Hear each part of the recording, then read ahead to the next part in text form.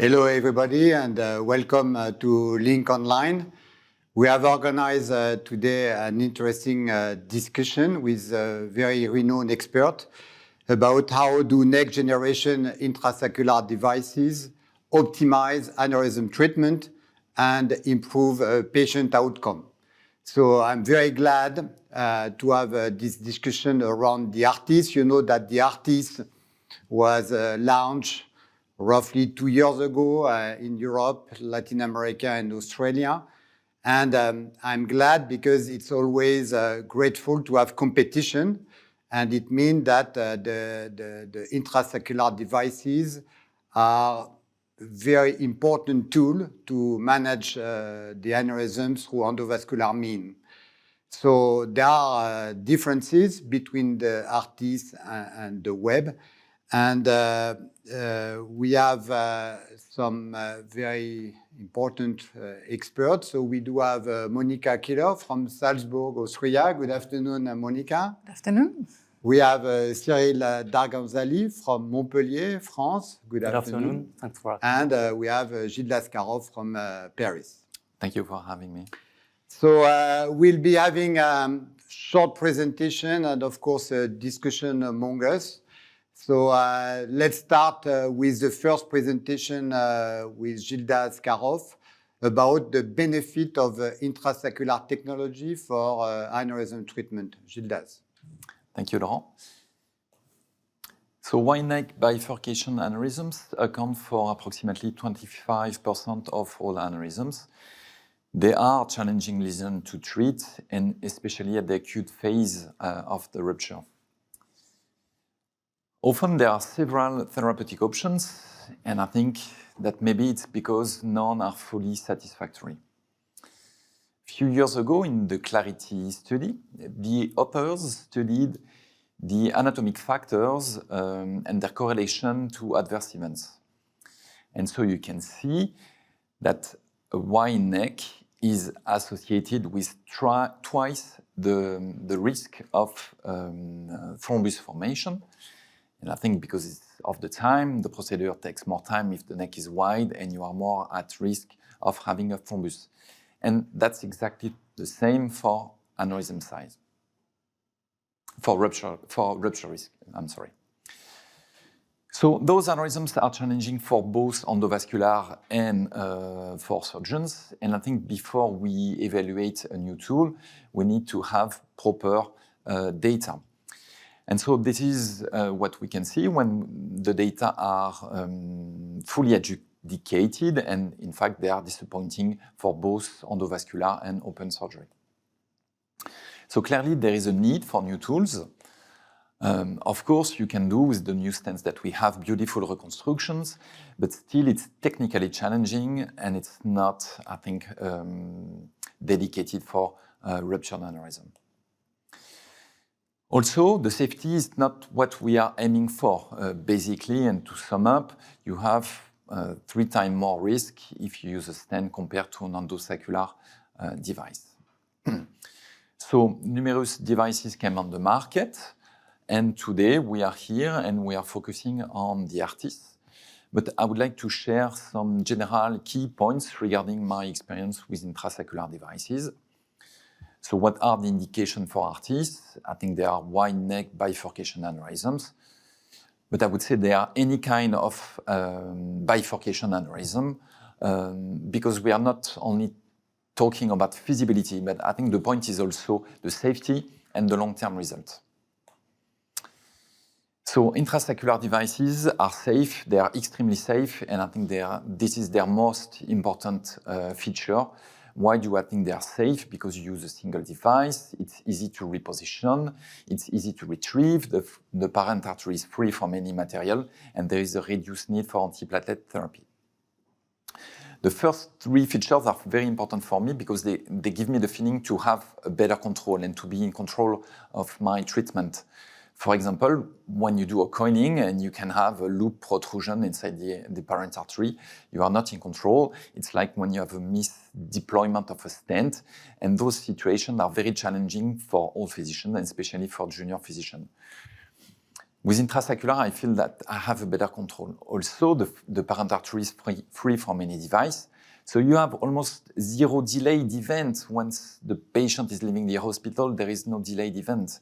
And also there is a reduced need for antiplatelet therapy.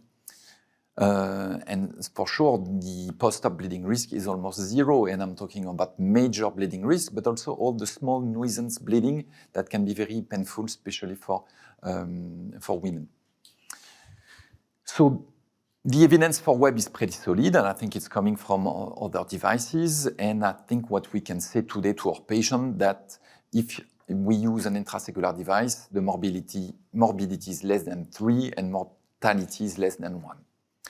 So for me, it's almost a philosophical question here, because we all have our own sense of balance. And if you use intrasaccular, you are favoring safety. So for sure, you have to accept a certain trade-off. And this trade-off could be that you have maybe to deal with a certain amount of recurrences, but also I'm convinced that most of those recurrences should be treated with very much cautious because the associated risk, I think, is very small. So antiplatelet drugs are needed, but for a very short period of time, because maybe you will have to change your strategy. Maybe you will need a stent as a rescue. But I think mostly to reduce the thromboembolic risk. When we see web series, there is a higher risk for ruptured aneurysms. So it might be due to a higher coagulopathy. But I think it's mostly because here, in this context, there is no premedication. But you will use antiplatelet for a very short period of time, and most of the time, you will stop any drug by the end of the treatment day. They are very effective, and I think that's the best indication to treat ruptured aneurysm, and specifically wide neck ruptured aneurysms. This is the first aneurysm I have treated with an intrasaccular devices. I think it was more than 7 years ago. This is very challenging aneurysm, and the patient is doing fine, and the follow-up, the patient has not been retreated, and the follow-up was very good.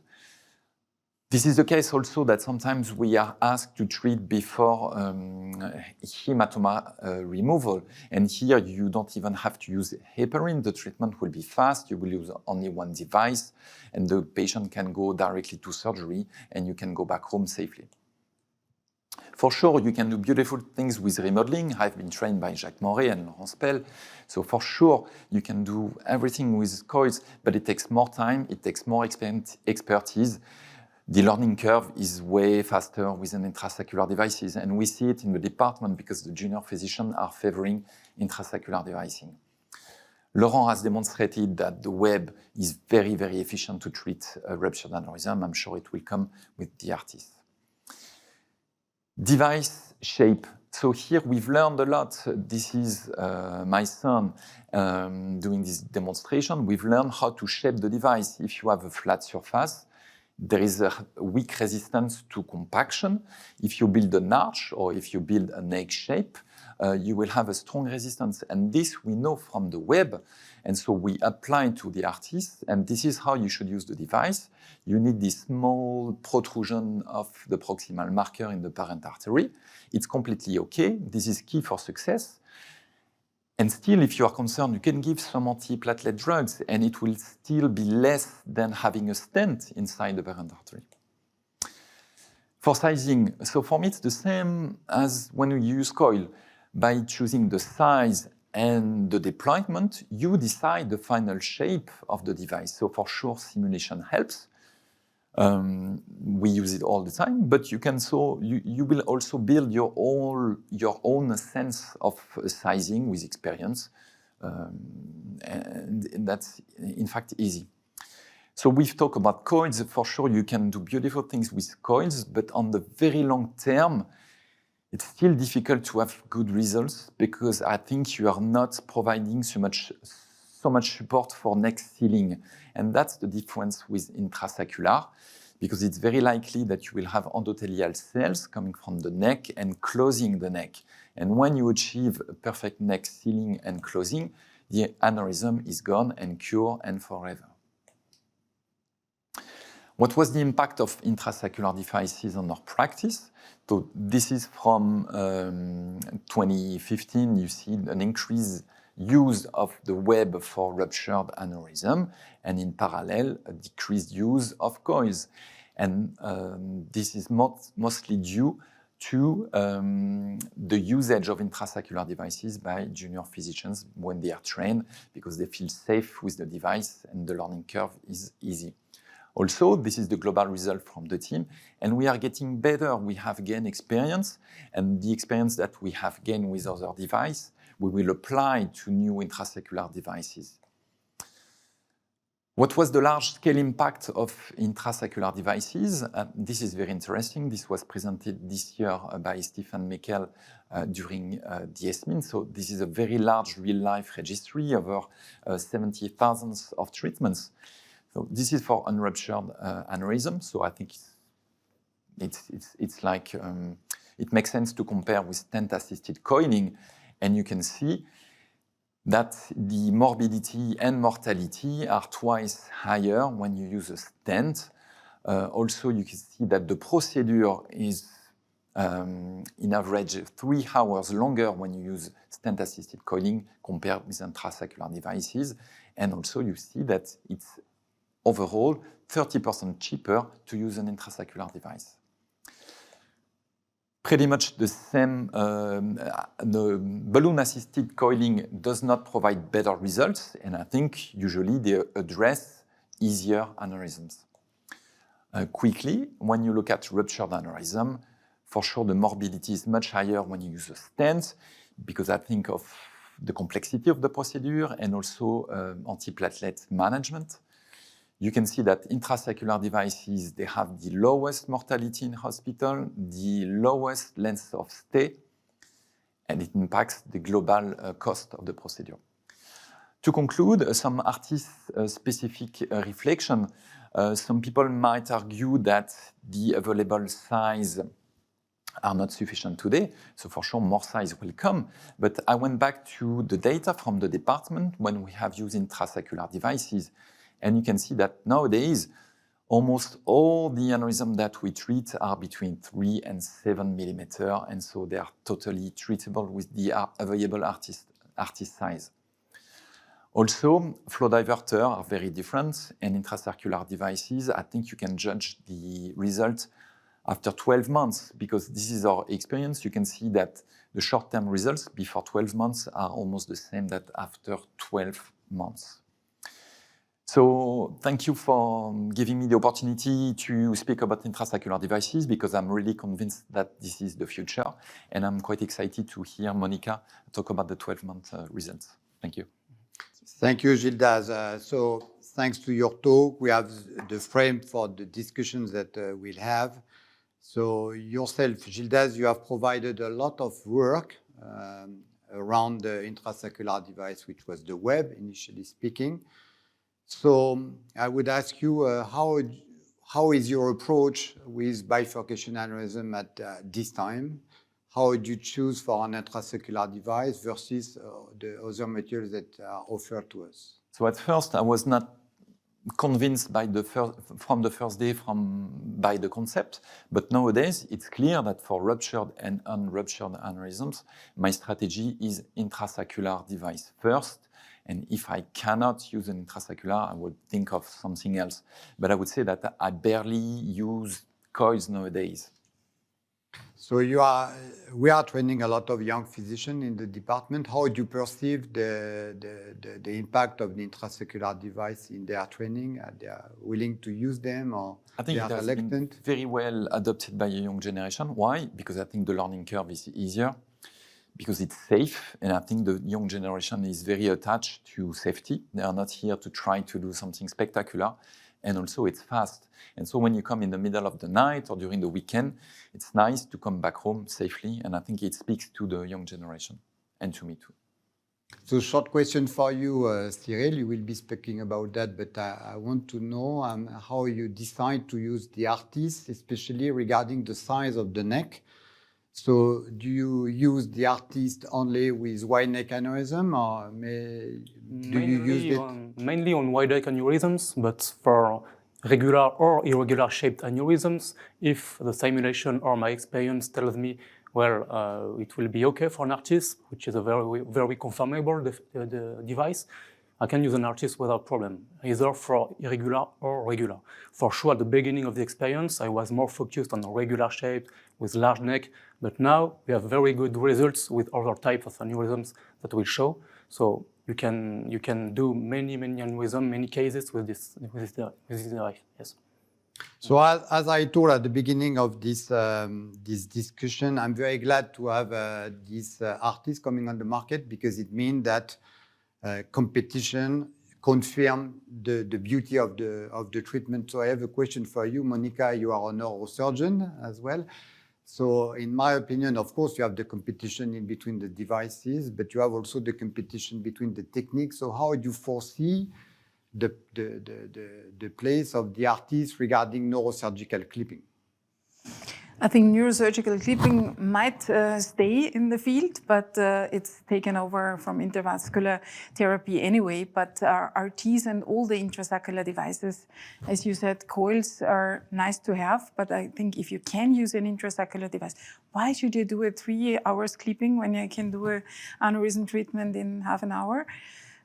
I mean, this is the answer, even for surgeons. So we have learned from the web that we should have some clinical data. And this is how impactful was the web to provide from the very beginning clinical data, meaning that we did enroll patients in the database and to produce all the scientific data, which is known now.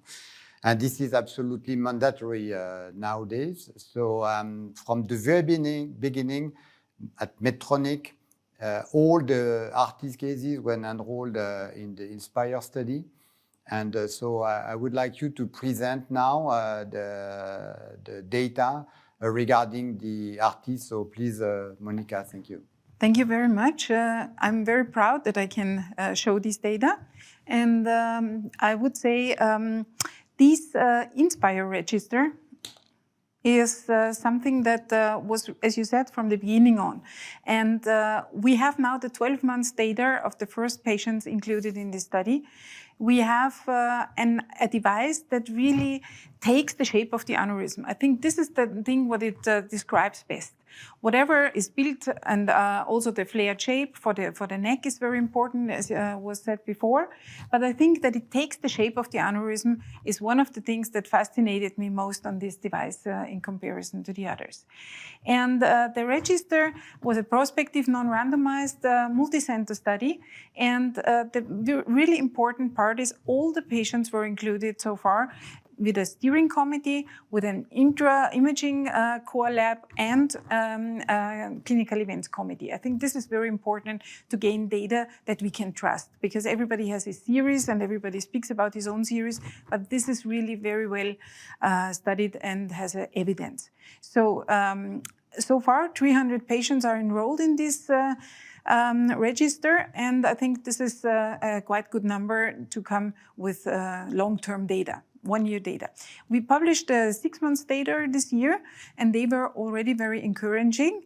But 300 patients is 300 patients, and 293 patients were implanted. So you see a few were not performed, but in most of the patients it worked. And 50 patients had a 1-year imaging so far. As you can see, the age of the patient is 60 as normal. Mostly were female patients, nothing surprising in the study. And 98% of the aneurysms were not treated previously. I think this is very important. And 9% were acutely ruptured. So at the beginning, and a new device is always very hesitating to use it in ruptured aneurysms. But as we all know, it's very well the same if you have an aneurysm that is ruptured or not. And it gets more and more. So from the aneurysm location, it's the typical locations, mostly in the anterior communicating artery, middle cerebral artery, but also internal carotid artery, which means sidewall aneurysms in most of the cases, and obviously basilar artery aneurysms. 85% were in bifurcations.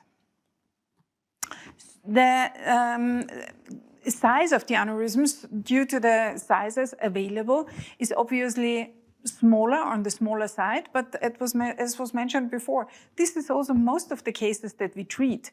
So we can treat a lot of cases with this kind of 7 millimeter and below aneurysm size type. 94% of the aneurysms were below 7 millimeters in this study, and 15% were even complex shaped aneurysms, not only just round and berry aneurysms. I think it's also important. When you look at the adjunctive devices, sometimes you say an intrasaccular device, I don't know if it fits, especially in the wide neck aneurysms. You didn't need an intrasaccular device for 94% of the patients. I think this is very important and encouraging. It fits, it occludes the aneurysm, it sits in the aneurysm, occludes, and that's it. Yeah, I think it cannot be better. Doesn't change its shape when you detach it. I think this is a very promising procedure. If you look at the cumulative fluoro time in this study, 24 minutes is pretty good, I think. Femoral access was mostly used, but also radial access, whatever liked better. And I think the resheathings per device were below 1%. I think this is also an important part. So when you select it good, you put it in, and that's it. The number of detachment attempts, I think sometimes you had to do it twice, but I think this is not something what we are not used from other devices.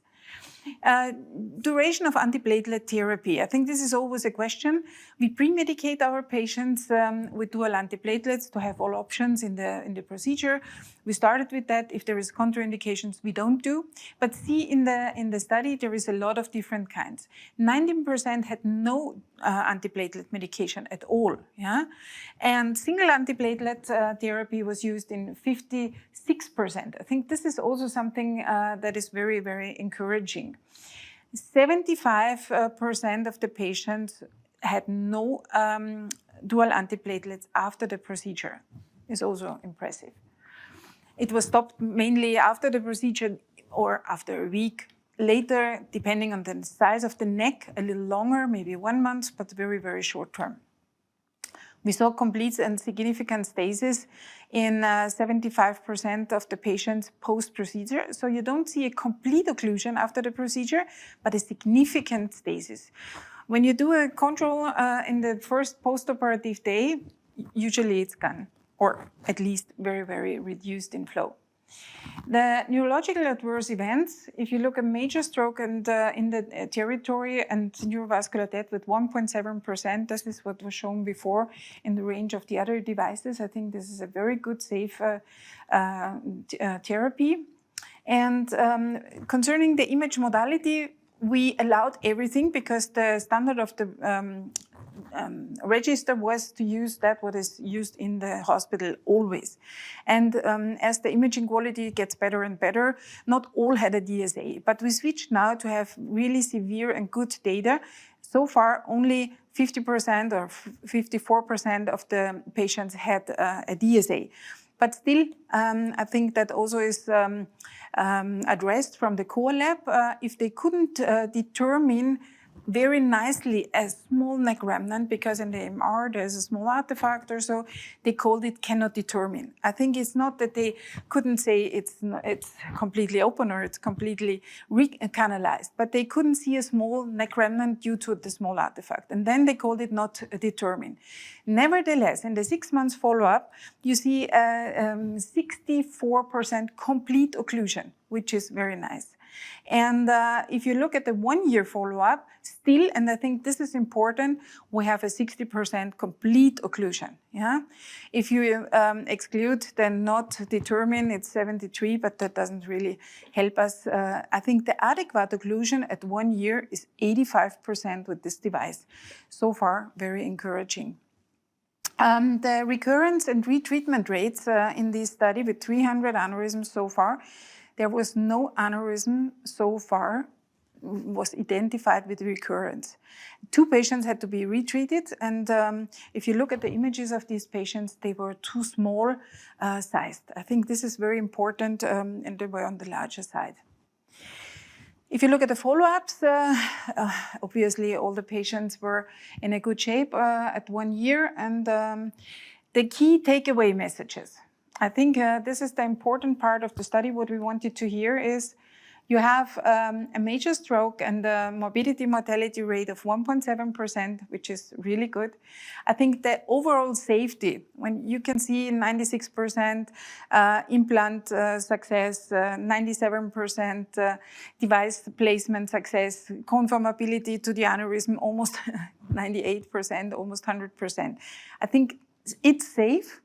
And it's easy to use, and with 60% complete occlusion, it's also very effective.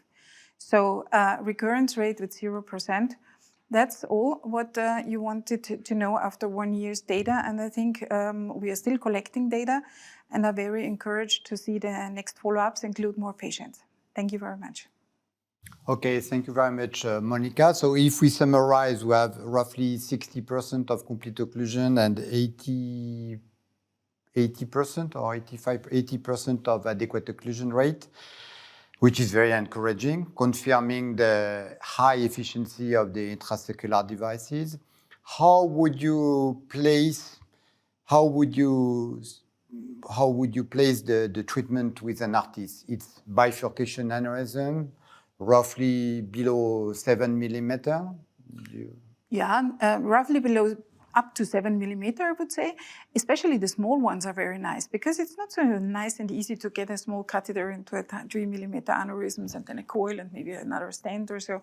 A small tiny Artisse putting into a 3 millimeter aneurysm is really, really something that feels good. It feels safe. Yeah? And I think this is the key point.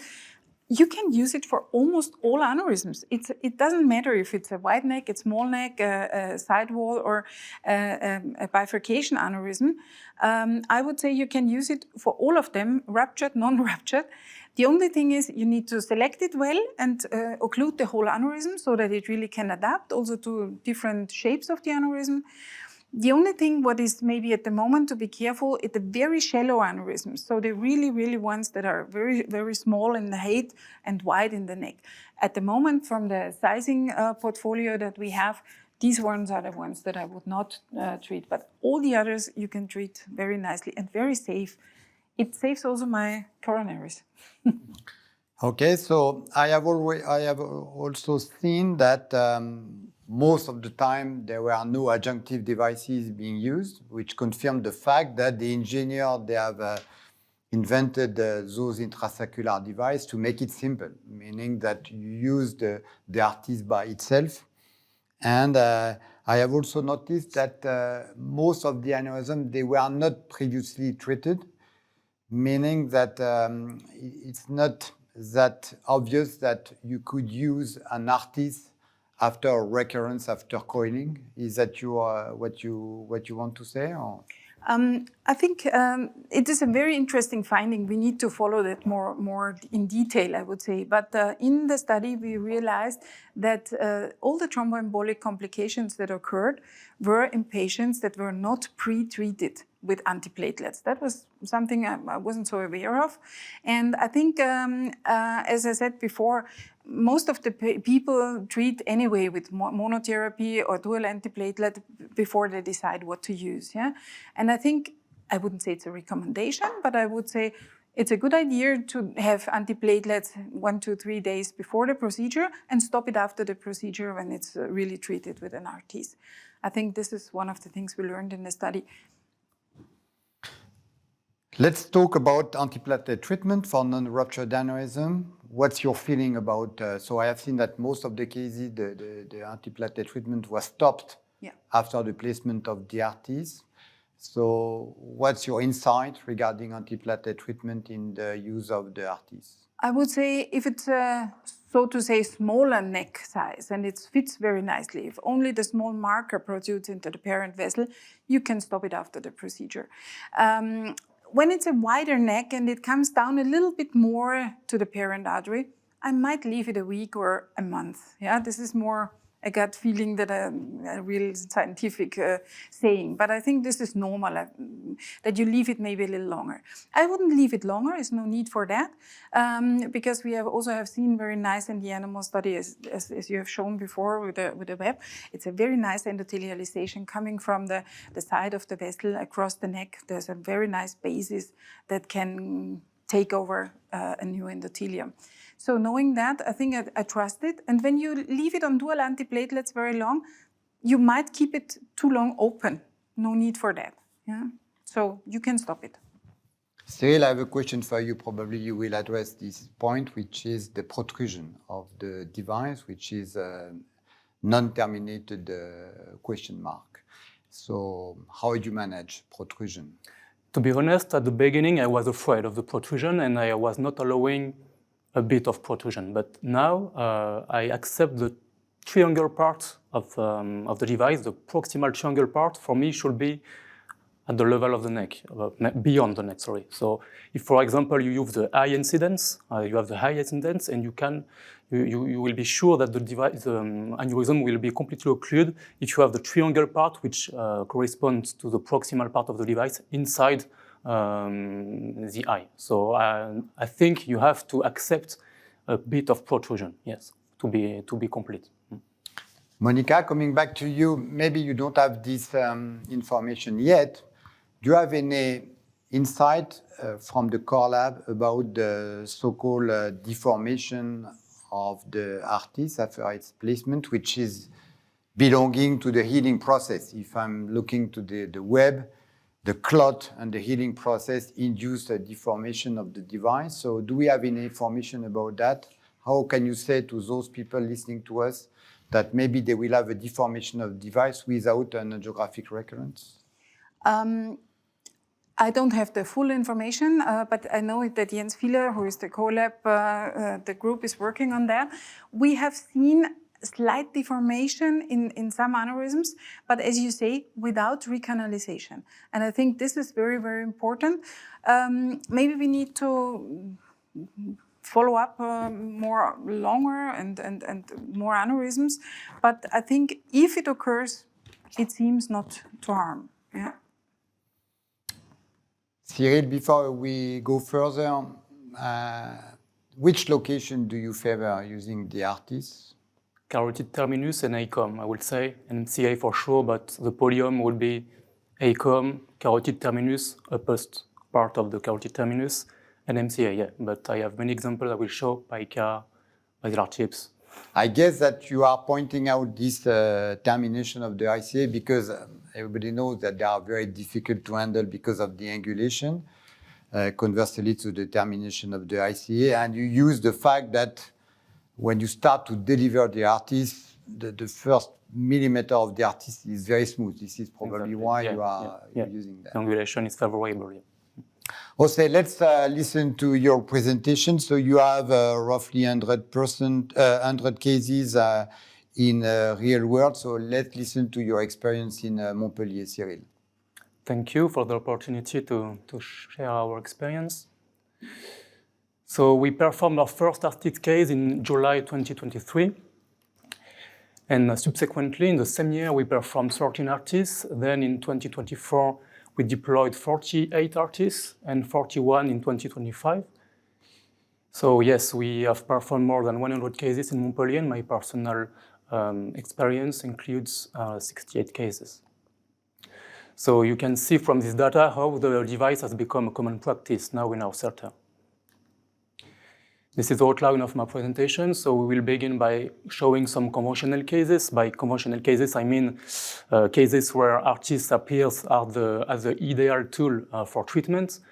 We will then proceed by ruptured cases, and I will try to convince you that the device is both safe and effective for this situation.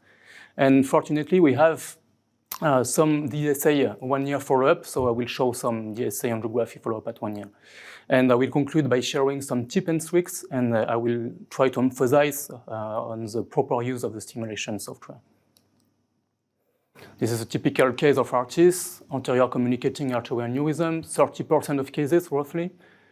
So you can see the deployment of the device, the vasosity, which with a slight protrusion. And you can see on the other case, the very good stagnation of the iodine contrast inside your aneurysm at the final DSA. It's a very common finding to have this kind of stagnation. You can see here how I would had accept the protrusion, and you can see the final DSA. Finally, the aneurysm is completely excluded the day of the treatment.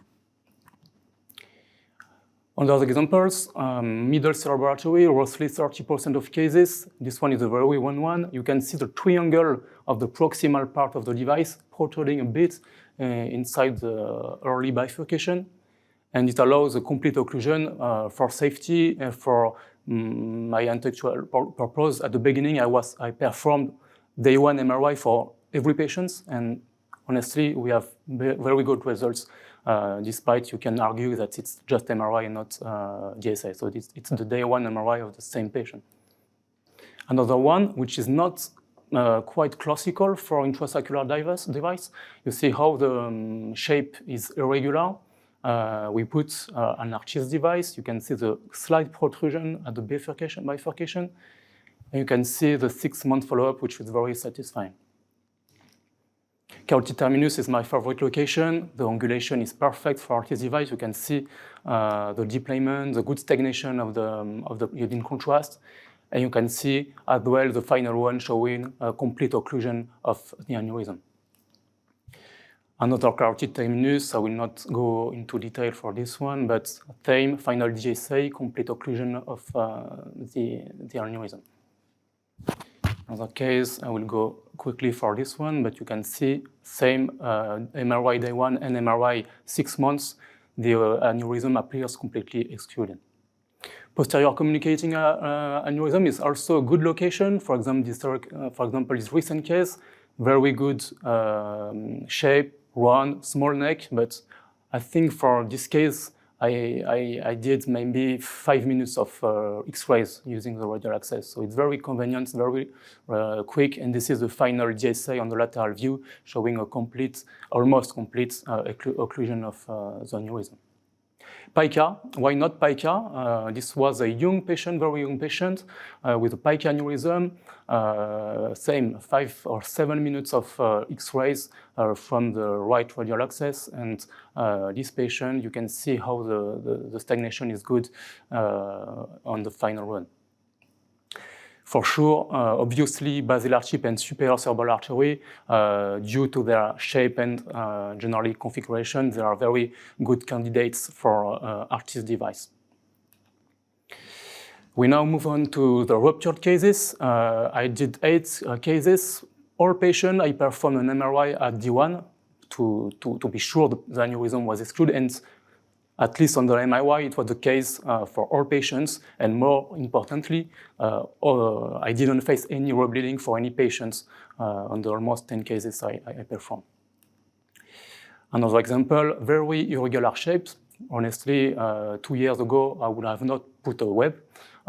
Due to the results I have with the Artisse on the irregular shaped aneurysm, I put an Artisse for this patient, and the MRI at this one is perfect. Patient with a fissure syndrome, left carotid terminus. You can see the day one MRI, which was very satisfying. Some tips and tricks regarding the access. Most of the cases was performed using the radial access. As for other cases, you have to use, if you can, a dedicated catheter that you will place in the petrocavernous segment. The recommended micro catheter is the Ray-by 13. For left pica or for basilar chip aneurysm, I like to use the left radial access. It's a very suitable access for this kind of aneurysms. When the neck is not easily depictable, you can use the eye incidence, as on this example, and you have to get the proximal triangle, the proximal parts of the device inside the eye to be sure to occlude properly the aneurysm. So this is another example with a magnified view. You can see here. Sorry, here you can see how I have the triangle proximal part inside the eye.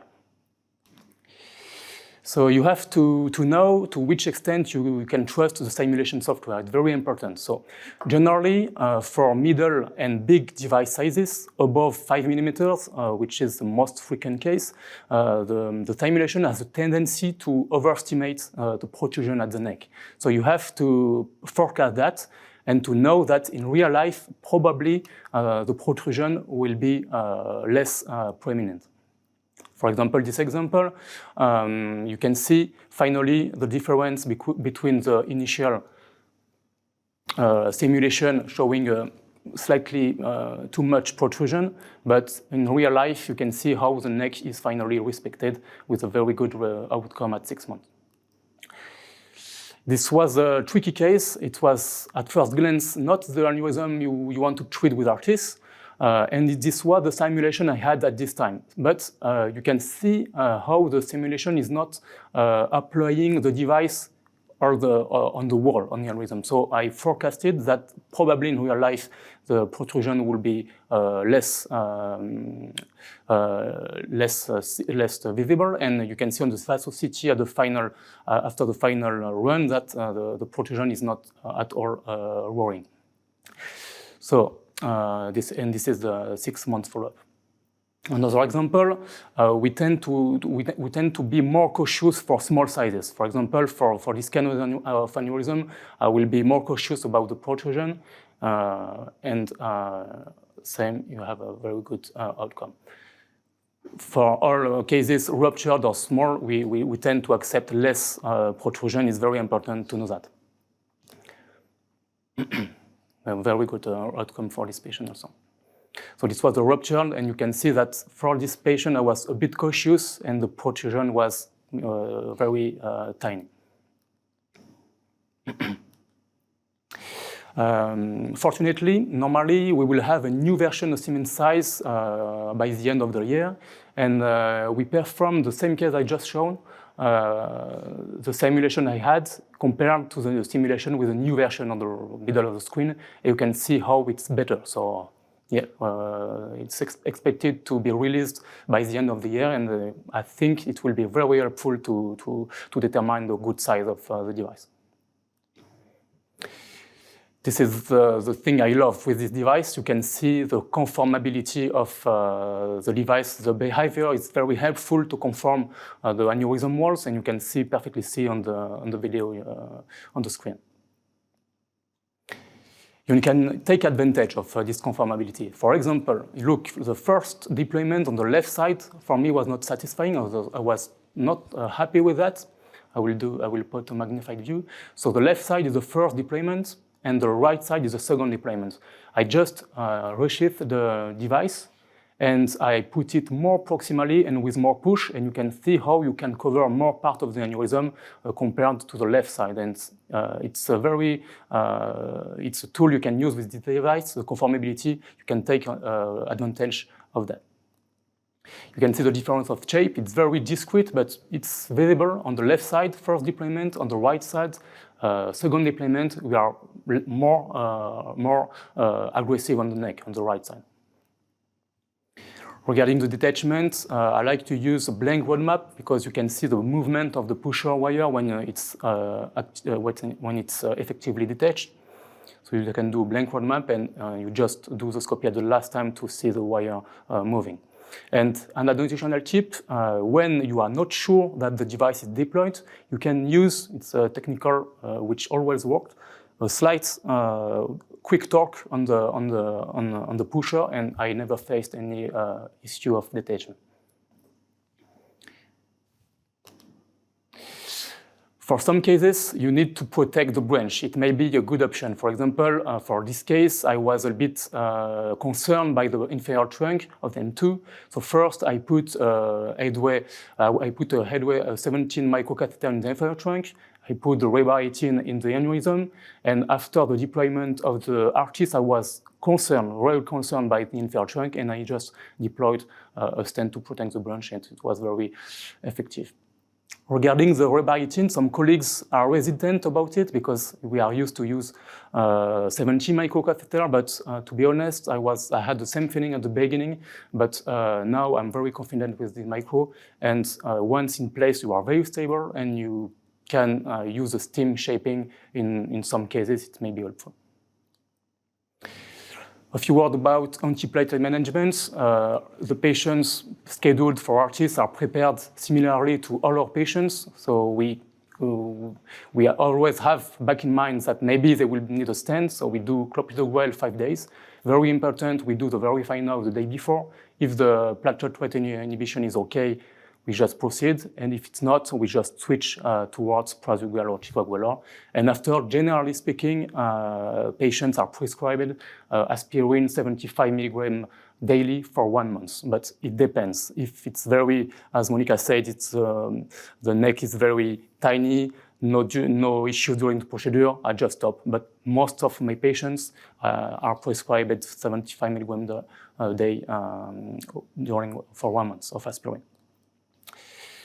We now switch to the DSA follow-up at 1 year quickly. So patient with the ACOM, classical one. This is a follow-up at 1 year with no modification of shape. Another case, carotid terminus. This is a 1 year follow-up without any modification of shape as well. A man, very good results at 1 year without compaction on this case as well. I showed this case before. This was a irregular shaped MC aneurysm. I just performed the DSA a few weeks ago, and you can see how the aneurysm has gone, as well as the carotid cavernous and carotid ophthalmic aneurysm, which had been treated at the same time using a flow diverter. So it works even for irregular shaped aneurysm, as in this example, another MCA irregular one with a very good control at 1 year. The pica I just showed, it's gone also, so it works for pica aneurysms. Do we have some net remnants at 1 year? The answer is yes, we do have, but I think honestly that it concerns mainly earliest patients where we didn't accept protrusion. I have the feeling that now that we have a good experience and the learning curve is improved, that probably we will have less patients with neck remnants on 1 year DSA. I hope so. Do we have aneurysm filling at 1 year? We do have some case, but this case is very interesting. Why? Because I was not satisfied with the 1 year DSA.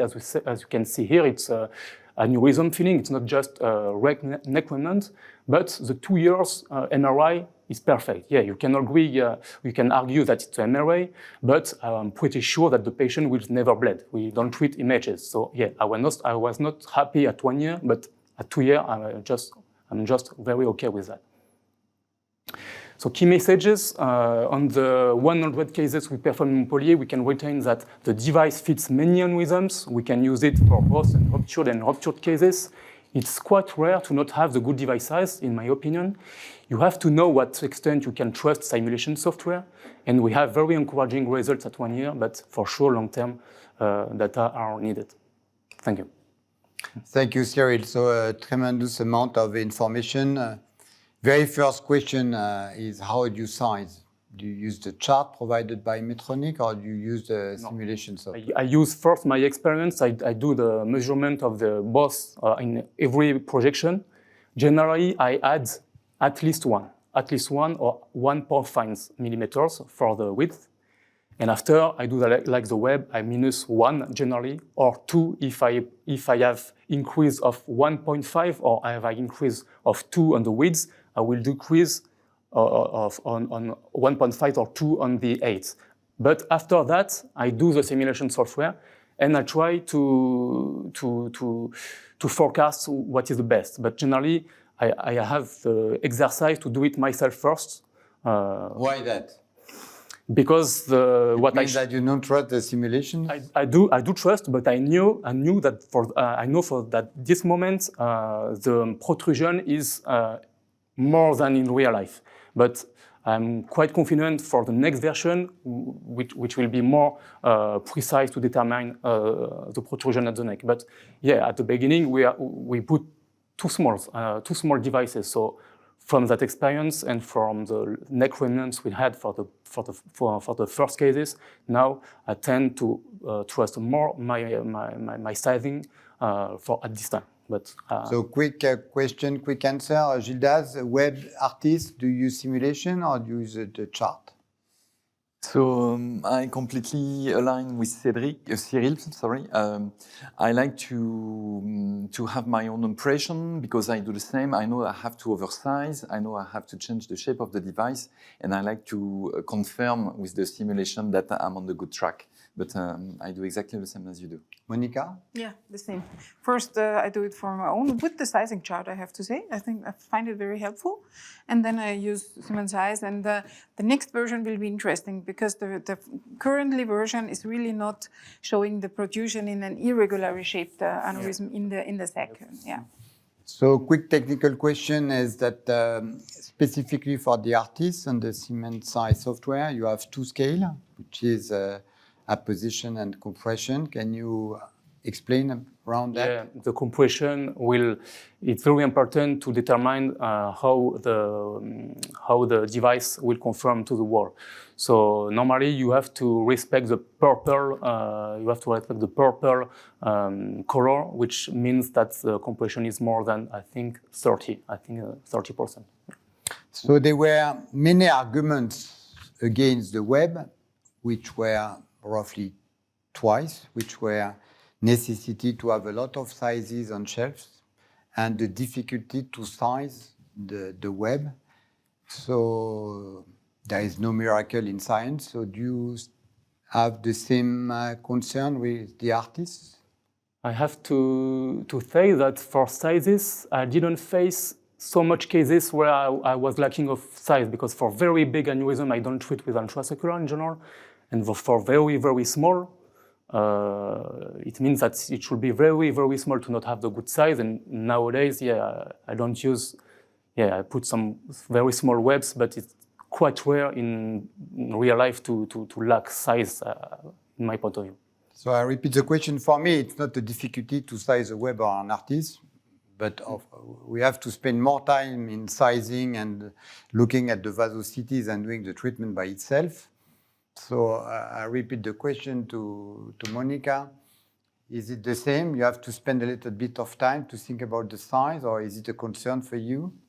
It's not a concern because once you realize that you need to fill the aneurysm, you need to have the proper width, I think. Yeah, the oversizing in the width is very important. And then, based on the devices you have, you can choose different sizes. Yeah, if it's a little wider, you can take a shorter one or so. So it's not so strict as with the web. You can change a little bit, and you can help yourself with the sizes available, and that works nicely, I have to say. Okay. Stagnation of dye. Does it mean something? It looks like, because sometimes on the working incidents you have a very good stagnation, and on the final run, the aneurysm is gone. So I think it depends whether it's a ruptured or non-ruptured. Ruptured, they are not prepared with Antiplatelet treatment. So usually you have less stagnation of dye at the end of the treatment of a non-ruptured aneurysm. Do you have any insight for this? I think you said a good thing. Once you see that it's not 100% good flow reduction, you replace it. And you see immediately flow stagnation. Yeah, in a rupture, it's even more important. And I think this is something you can help. Yeah, if you know that the size is okay, but there's a little too much inflow, then just take it back and reposition it perfectly, and then it's usually gone. Yeah. So you have repeated several times the word conformability. Mm-hmm. So I completely agree on the conformability of the Artisse, especially when you start to deploy it. Would that be a concern on the long-term follow-up? I'm not sure that, because if you confirm both to the aneurysm wall and to the neck, normally you should be able to treat fully the aneurysm. So let's see, but at this time, I'm not sure it will be a concern, this feature. I have a very small criticism about what you said, is that you have to encourage the engineer to provide something fitting with a 17, because I do believe that using a 17 is always easier than using a 21 catheter as a rebar 18. Not for an MCE aneurysm, which is obvious to navigate, but when you have an angulated aneurysm. So do you still think that a rebar 18, you prefer the stability or you prefer the navigability? I would prefer a 17, but I would say that shaping with steam shaping may be very helpful for this kind of situation. But for sure, you need a good access. It happens that you are not very comfortable, so you add a Phenom Plus, for example, to gain support, to be less dangerous. Because if you push and nothing happens, yes, for sure you are lacking support, and you may add an intermediate catheter. But yeah, I will be more comfortable maybe with, if one time we have a 17, it will be great. For everybody, or maybe for Jildaz, you have seen this paper which was published some months ago in the GNIS regarding the sizing of the Artisse. Because of course you have the tendency to more laterally compress the Artisse rather than the web, meaning that you may induce some dog ear at the level of the neck. So do you have any advice how you size the Artisse to avoid having this V shape when you laterally compress a lot the Artisse, and to avoid having the dog ear at the level of the neck? So for sure, that's a concern, because we are talking about dye stagnation, and I think I don't care too much about dye stagnation. I agree, it's a good feature if you have it, and if you don't. But I think what we need is neck sealing, and that's why I think Laurent's remark is very important, because you need to seal the neck. So sometimes I think you have to change the size, or sometimes you have to change the deployment location, but for sure you need a con-beam CT, and you need to confirm a good neck sealing, because this will bring you good results in the end. Can we pull the device while it's already open? Normally, or you recommend to partially resheet it? I recommend to partially resheet it. Yeah, partially resheet it. The same for you? Yeah. Okay. And you usually oversize the width of the Artisse, as we do that for the web? The smaller it is, the smaller the aneurysm is, the less oversizing, and the larger it is 2 millimeters for sure the best. Yeah, and then I think you can play with the device to get it into that wide neck. Yeah, so I fully agree. You need to seal the neck, and I think you can play with the device to get this result. Yeah, this is also something which is not possible when it's has a given shape, I would say. So at the level of a patient, I do accept that an MR is something which is perfectly acceptable. For clinical studies, I do prefer DSA, because the result is always beautiful on the MR. So for the clinical study, yeah, I do believe that MR is better. So what about, finally, you have a new competition to the web, which is again very good. So finally, the enemy of the intrasaccular devices, mainly the web and the Artisse, are the coils and the clip. I would phrase that in the opposite side. I think that the enemy of the coils and the clip are the intrasaccular devices. Can you comment on that, Monika? I would see it like that. So as you said before, I haven't used coils in the last years very often, only if I really had no other choice.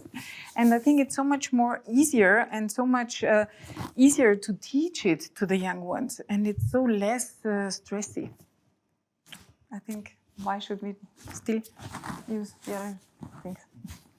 Would you have any specific indication for the web or for the Artisse, or maybe they address the same kind of aneurysms? I mean, if an aneurysm looks like a web, it's perfect for a web, I would say. Really perfect. If it's a little irregularly shaped or out of the main access point, I would say, and the size is below 7 millimeter, I think an Artisse is easier to put it into the aneurysm in a complex shape. So last question is about sidewall aneurysm. How do you foresee usage of a steerable catheter to be used in conjunction with the Artisse? This would be nice, no doubt. It would be nice, okay. So any other comment before we end this discussion to everybody? So thank you for your important insight in using the Artisse in the bifurcation aneurysm. Bye-bye, everybody, and see you soon.